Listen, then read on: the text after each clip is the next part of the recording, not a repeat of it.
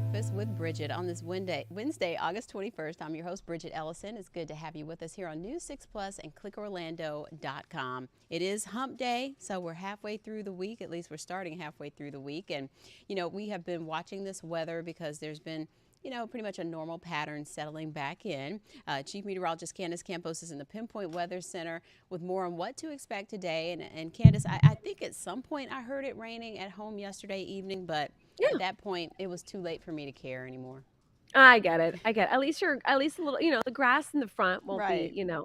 probably enjoyed it a little bit. I actually had a little bit of a power outage. I don't Oh know. At no. some point, I don't think it was weather related because it was blinking. Anyway, long Okay. story short, it threw off my sprinkler schedule. So I went Oh. to go get the mail and the sprinklers went on right when I went to go Oh. get in the middle of the day, which you know me, that's a big pet peeve of mine, Bridget, Yeah. is when Right. people are watering their lawns in the middle of the day. It's Yeah. a waste of money and Sure water. is. But it's one of those things like you got to keep the sprinklers going on, Mm-hmm. except for some areas this week. We are going to continue to see a better chance of kind of that daily rain chance in the forecast. We did hit a little bit of a lull in our on our rain coverage for the last couple of days, so Yeah.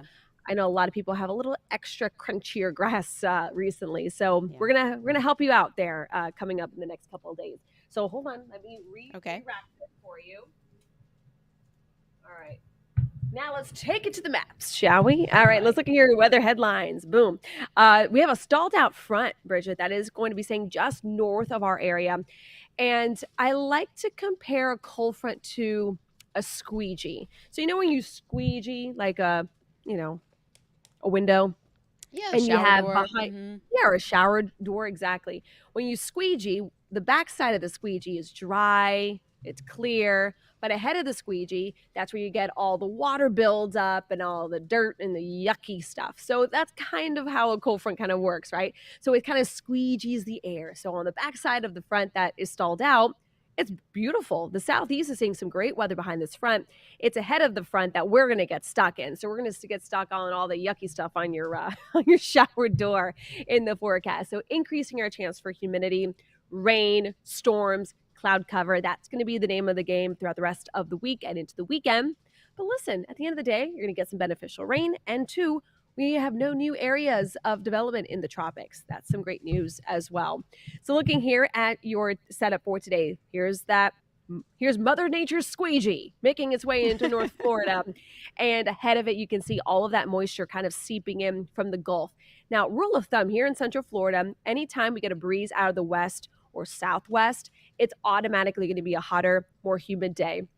And that's exactly what we're dealing with. Those scattered storms, kind of a precursor of what we can expect throughout the day. We've got a lot of instability, and it's already firing up this morning along the Gulf Coast. So as we take you here throughout the next few hours, just like yesterday, where at the noon hour we were pinpointing those afternoon showers and thunderstorms by 12 o'clock, it's going to be the same story.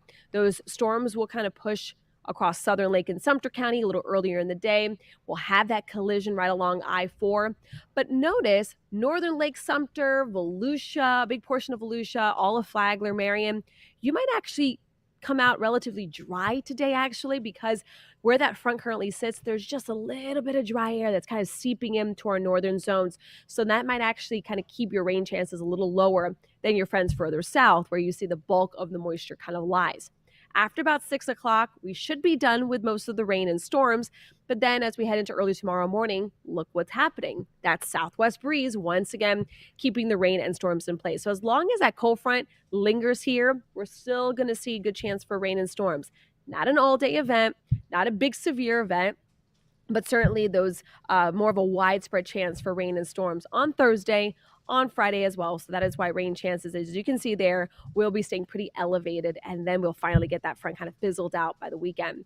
In the meantime, highs are going to be back in the mid 90s today, feeling like the triple digits, but not too high. They're feeling like about 102 to 103. An interesting tidbit here is starting today, our average highs are going down. So usually our average high peaks at about 92, right? So average normally, we don't normally see a 92, but go with me here, Bridget. We Okay. normally hit about a 92 degrees. That's our average. Starting yesterday and today, our average actually goes down to 91. That is that big click where where our seasons are going to start shifting Right. a bit cooler, right? Of course, there's not a big difference between 92 and 91, but we are getting to that point of the year that we will start that transitional process. Another transitional little hint that things are changing and we're getting to that point of the year is our sunrises and sunsets. Right. So our sunrise, I should say our sunset will not be setting after 8 p.m. anymore until at some point in May. So days shorter. So our days are starting to shorten a little bit. So of course it all gets crazy in November with daylight, the Falling back. time change and things like that. But at the end of it, we really are starting to see our temperatures should start backing off over the next couple months, obviously. And our days, that one is also going to be trimming down a little bit by milliseconds at first, but we'll get to those shorter, cooler days. The dog days are over. That's what you're telling us. I'd like to say that, but we're in Florida, so those dog days are going to continue right through Halloween. You know that. There's always, I feel like that Halloween weekend is always that click. But how many more days do we have that feels like triple digits, though? How many more weeks or days? I mean, through Hard to say. September. I mean, September is still a very active hurricane So we still have a season. chance for a heat wave, is what you're telling us. Yeah, I mean, unfortunately, we could still have temperatures officially at 91, but if we have tons of humidity like we are today and the next couple of days, it's still going to feel like the triple So digits. we could So hit that some more heat advisories. exactly. between now and Well, I don't think we're going to get crazy heat advisories, but I do think we certainly will get those triple digit heats. It's just we gotta kill the humidity first before we can Okay. actually really start feeling comfortable. Kind of like what we had happened last weekend, where we had that dry air overnight, kind of felt almost comfortable. It was still hot. It was still hot, right? Like I said, it was gonna be a comfortable summer day. Less I had sweaty. some parents in the Walker pickup line who wanted to be like, well, Candace, you said it was gonna be cooler. I said no. I said it was gonna be a comfortable summer day. I didn't say go pick a pumpkin. There's a big difference. I might be wearing my fall colors today, but this is just me wish casting for the future. Gotcha. Okay. All right. Yes. Yeah. Well, Does that work? We'll take it. Yeah, we'll take it. Yeah. Hey, listen, at the end of the day, no new tropical development is expected in the next 2 days. So Okay. that's the best news. I like that too. Yeah, We'll just for call now. it small, summer, fall, small, A small. smallish. I like that. Yeah. Okay. All right, let's look towards small. Okay. All right. Thanks, Candace. You're welcome. Okay. Well, we want to check in with Trooper Steve. He has some really fun things happening today. Have a furry friend on the way later this morning on patrol and rolling back out. Hey, Trooper Oh Steve. yeah. See, you're back out there in Results One, finally. Yes, I'm in the truck. Everything's up and running. If anything goes wrong, just let me know. I'm using my tablet this morning to check this to do this, so we'll see how it goes. But yeah, today is always a great day while out on patrol. So you tell me, you're the boss. This is your show. What do you want to do first? You want to do traffic or you want to do the other stuff? Other stuff. All right, let's go straight to this. Today on patrol, ladies and gentlemen, I give you this beautiful face, Sky. Right? Oh my gosh, Sky. look at this. So the story with Sky, it's really depressing. So I'm going to give it to you. I'm going to rip the Band-Aid off. So Sky is an owner surrender.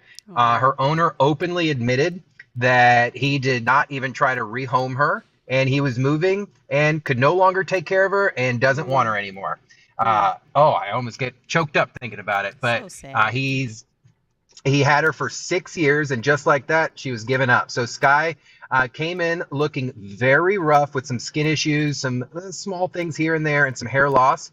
But from her first day, she has been nothing but sweet, calm, and extremely intelligent, I'm told.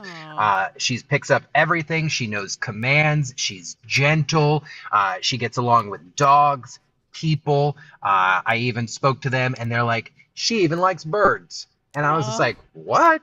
So I will be seeing her today. Look at that face. Like, Those eyes. Funny part is, Yeah, I sent it to a friend of mine. She has a dog that looks very similar to this, but gray, and his name is Sunny. So I was like, you Oh, need a Sunny and a Sky at your house. yes. And she's like, don't do this to me right now. So today we are going to head over to Orange County Animal Services so I can bring you Sky personally. I'm going to meet Sky. We're going to play with her and just have a good time. She's a big girl. She looks like she's a bigger sized dog. But, Bridgett, I think the underlining story to this is the mentality that people must have when they are bringing a pet into their family. Mm-hmm. It's not like you would ever even think that, oh, I've got to move. I got to leave one of my kids. Like, Yeah. that's not an option. Mm-mm. And that is the exact same thing when you have a pet.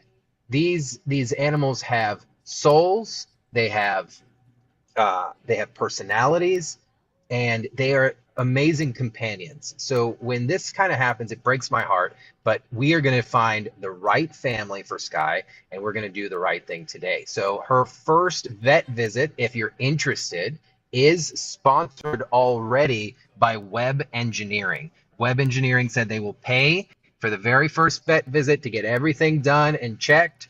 And I'll tell you, if you go and adopt her, I will cover the adoption fee. Oh, So yeah. she's available out there. Her number is Alpha 439699, and she's on the website. But you could just go there and be like, "Hey, Trooper Steve featured a dog today, and I want to meet that dog." And you will get to meet Sky. Oh, such a pretty girl. Yeah, sounds like a good companion for just about anybody. So she sounds like she's Yeah, very easygoing and a really good fit anywhere. especially when you get a personality like that Mm-hmm. that's calm and that type of big dog, and to have the intelligence behind it. She Mm-hmm. knows all her general commands: sit, Yeah. stay, paw, Shake, roll, yeah. love, shake it up, So well, all I'm that. This is going today, so looking I'm forward to a happy update on that and seeing more. That's coming up at 10, you said? yes, ma'am. 10 a.m. So I'll give you some traffic real quick. We're Yeah. actually doing pretty good out here this morning. Um, you don't want yellow bars, so I won't go color bars. So I'll move on to that. So there's not much going on here on the road, but I forget, maybe Bridgett, I'm not sure, but in the southeast corner of Lee Road and OBT, there's a large ball field there and a park. Yeah. There is a vehicle that ended up in the water out there. We're not Oh. sure the information about it, but if you happen to drive out there, it's not going to slow you down because it's off on the private property and not affecting the roadway. But earlier, the visuals were pretty intense. We do have a crash at Colonial and what looks to be, what's that intersection there, right there at Hiawassee. But everything's been cleared out. Just watch out because there's going to be a trooper and those two crash victims off to the right-hand side. Fairvilla, Fairview Shores, and I-4, not too bad this morning, but where are the delays? You could guess. Champions Gate, 535, Poinciana Parkway, Poinciana Boulevard, Osceola County. So just be careful. I'm really surprised we're not seeing any crashes. So your drive times, Champions Gate to 408, 35 minutes. Yesterday when we did this, we were at 39. So, hey, I'll take 4 minutes. Outside of that, opposite directions from Seminole to downtown, 28. Now that's a high one. And then the opposite there, you can see 24. If you're headed towards the airport this morning, I can give you your drive times. I just can't give you your flight times. So Claremont is about a 50-minute drive if you're coming in from Claremont. If you're coming in from East Orange, about 10 at the top of your screen. And from Kissimmee, a 34-minute drive. Now, Bridgett, before I let you go, listen, yesterday, I don't know if you saw it, yesterday afternoon, we put out a few push alerts. I-4 became a disaster in Oh. Seminole County yesterday, right around 3:30, 4 o'clock, where they shut down east and westbound over in the Deltona area for a massive crash. Oh. In that area, every day, we do see that eastbound traffic. It's very dense. People, the biggest thing I can say is people need to begin to increase a following distance and watch their speed out there because it Mm-hmm. involved a large semi truck with multiple Mm-hmm. cars, and that kind of just sets off a chain reaction. People just need to be so aware, especially during these morning and these evening commutes, because my buddy was trying to leave my house. Went to Decision Tactical yesterday, had a good time, and he lives up in DeLand. It took him 4 hours Oh to get no. home. And so was there like Okay. no way to get off at that point to take back No roads? You're just way. kind of There was no stuck, exit. large stretches Yep. where you're stuck. They need, and so is Because there a then plan everyone to was trying to go expand through. express through there? Yes, there is. I'm glad you Uh-huh. asked that. So same thing that they're talking about the Champions Gate area and the express lanes that will head all the way to 27. Hmm. At some point, we'll start to see that extension from 434 where they get off all the way up Right. towards like the Deland. I would hope maybe the Saxon area. I need to check with DOT to see where Hmm. their cutoff Because there's is. But just yeah, such it's a going to boom happen. through there anyway, and then it bottlenecks because of that boom, and then Absolutely. the shift Right in all there. You those know where I'm talking about. interchanges. Oh yeah, and so you've got everyone living and moving out to like DeBerry, DeLand, Orange City, like all through there. So they need Land is they still need pretty some cheap more out room for there, all so those it's not cars. bad. Yeah. All right. Yes. That's it. Enjoy me at 10. All right. We'll see you then with Miss Sky. Miss Sky. All See right. ya. Thanks, Trooper Steve. So, yesterday was primary day here in Florida. So, we want to recap you on that. You can also go to clickorlando.com and check out specific races and the full breakdown. But Floridians went out, they casted their ballots, and several key races were decided yesterday. We also are looking at some runoffs. So, News 6's Mark Lehman has the latest. As the votes came in last night, there were no big surprises in Florida's only statewide race. Debbie Mucarsel-Powell securing the Democratic nomination for U.S. Senate in a landslide victory. Floridians are ready for change. They are rejecting the extremism, and they're saying with me, no mas. Mucarsel-Powell will face off against incumbent Senator Rick Scott in November. Scott took aim at his opponent after winning the Republican nomination, saying in a statement, her record is clear, she is a socialist through and through. In local races, Sheriff Marcos Lopez won the Democratic nomination despite recent controversies. He'll face a GOP challenger in November. We have the best interest at heart, and we're going to continue to work hard for you until November. And after November, we'll continue to work hard for 4 more years. In Seminole County, Supervisor of Elections Chris Anderson was defeated by school board member Amy Pennock. That came after a heated political battle that included accusations of election law violations. And in Orange County, election workers are preparing for a recount of the race for District 1 County Commissioner. Incumbent Nicole Wilson and newcomer Austin Arthur are only separated by a handful of votes.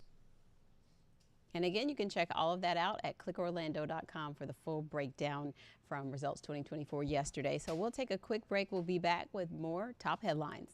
Welcome back to Breakfast with Bridgett. We are looking at some of the top headlines this morning on this Wednesday morning. And in the city of Ocoee, there have been some traffic concerns. There have been several crashes at some intersections that just keep having problems. And so they've been doing some traffic studies and looking at, adding things like roundabouts or different crosswalks. So News 6's Catherine Silver explains more about those safety improvements that are on the way for the roads in Ocoee.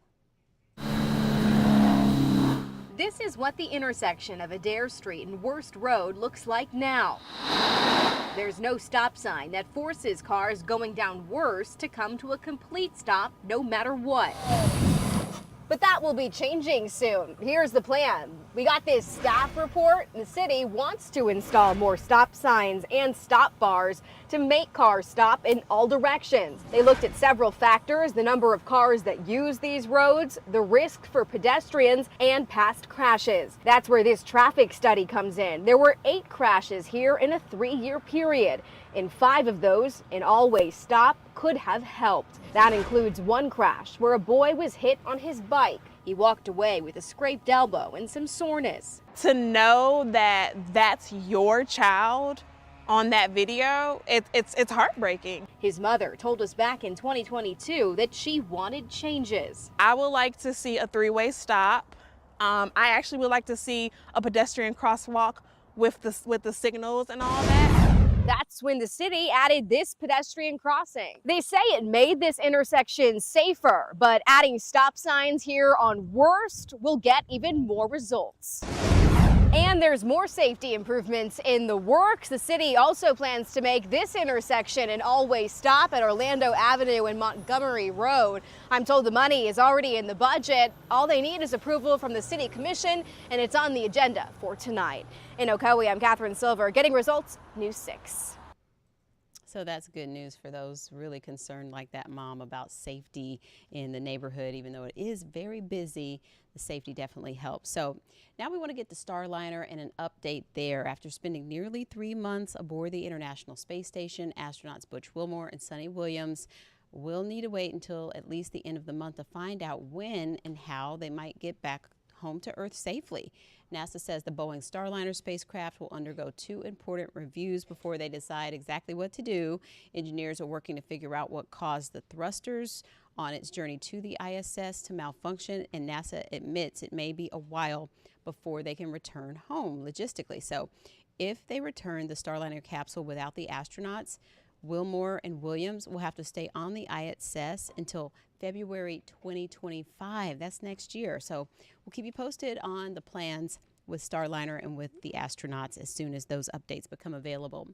We're celebrating the Lake Mary All-Stars this morning. They pulled off a win, and now they have another game ahead of them to stay in the Little League World Series. And News 6's Justin Wormuth is there. He's been there with the team this whole way, and they are still pushing to get that title. Here's Justin.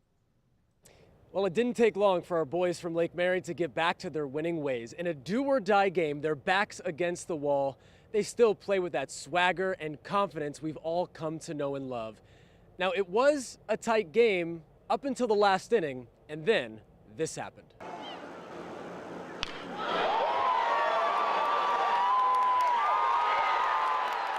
That's rising 5th grader DJ Miesis, yes, a 5th grader, launching a 3-run home run, putting our boys from Lake Mary up 6-1. DJ, Coach Anderson, everyone just going crazy. News 6 photojournalist Daniel Macaluso chased down DJ's home run ball and then brought it to its rightful place, DJ's parents. Here's what DJ said after the game. I feel really good because my team was down and we weren't hitting the ball. Where does it rank though in the hierarchy of your home runs? Is it the top 5, top 10? Top 1. It was another strong performance as well by the Lake Mary pitching staff. Garrett Rahosen struck out 5 hitters in 3 innings of work in his first start on the mound here in Williamsport. I've been waiting for this moment for so long, and it just felt great. Like a dream come true. And just like he did against Washington in Game 2, Lathan Norton closed the door and secured the win for Lake Mary. I go in there thinking that no one can hit off me, and if they do, it's not going to be good contact. And so I just do what I do. Lake Mary's next game is tonight against Hawaii. First pitch at 7 o'clock. I can tell you the boys are ready to play some more baseball, and I'm ready to watch them. For now, reporting in Williamsport, Pennsylvania, Justin Wormuth, getting results, News 6. Man, this is getting really nail-biter, but we're pulling for the All-Stars. We'll keep on watching and rooting for them. Meantime, we have a little housekeeping. When it comes to the products around your house, you're always trying to make sure, you're getting the best bang for your buck. And so News 6 Insider Guide, Crystal Moyer, and my morning co-anchor has more about Consumer Reports on the best trash bags on the market, depending on what you need. The only thing worse than a leaking trash bag is one that splits open on the way to the curb, right? If you know, you know. So does spending more money mean you're getting a better quality bag? I'm News 6 anchor and insider guide Crystal Moyer, and Consumer Reports has surprising answers from its recent round of trash bag testing. Imagine this bag is filled with banana peels, coffee grounds, last week's leftovers, and who knows what else. And it's now all over your floor. I absolutely can't stand bags breaking on me. To help you avoid this kitchen nightmare, Consumer Reports just tested unscented 13-gallon trash bags from 9 best-selling brands. Our testers used a special tool called a force gauge, which measures force against the bag. It was fitted with sharp and blunt tips to see how the bags resisted puncture. In a test to check the wall and bottom strength, bags were tied by the neck to the force gauge. Water was added to the bags until they burst through the bottom or ripped at the top. To test the strength of drawstrings, testers tied them to the gauge, added water, and lifted them until the drawstring snapped.